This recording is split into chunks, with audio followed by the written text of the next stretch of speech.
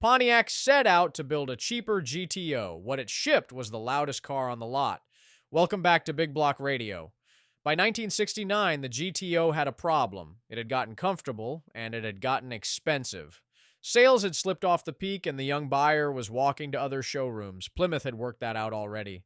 The Roadrunner was a stripped shell with a big engine and a cartoon bird. It sold in numbers the GTO could not ignore, so Pontiac drew up an answer. Take a GTO, strip the soft trim, and undercut them. The brief was blunt. Less car, the same engine, a lower sticker.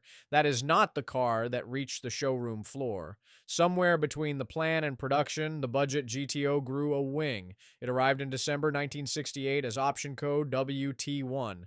Pontiac named it after a comedy sketch the whole country was quoting that year.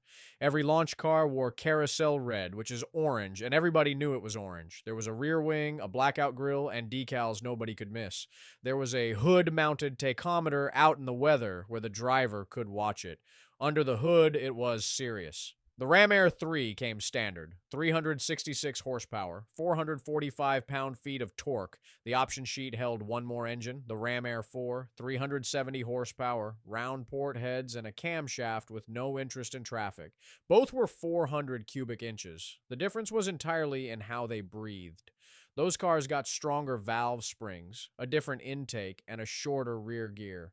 Fewer than 300 judges left the factory with it in 1969. That is the one collectors chase, and it is the one most often faked. Here is what matters if you are buying one. The Judge is not in the VN, not one character of it. The VN will tell you it is a GTO. It says nothing about WT1. A wing and a decal kit can be bought from a catalog in an afternoon. Pontiac never stamped the package into the body tag either. There is no shortcut. The proof is the Pontiac Historic Services billing history. It reads back what the factory actually built and shipped. Nothing else settles it. Pontiac built 6,833 judges that first year.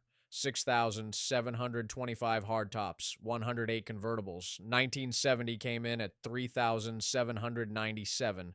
The restyle was handsome, and the engine list got bigger, and it sold barely half as well. 1971 managed 374, and then it was over. The last judge left the line on January 31st, 1971.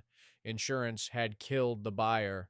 Emissions were coming for the engine. It was never really the cheap one. It was Pontiac shouting at the end of the loudest decade Detroit ever had. See you next time.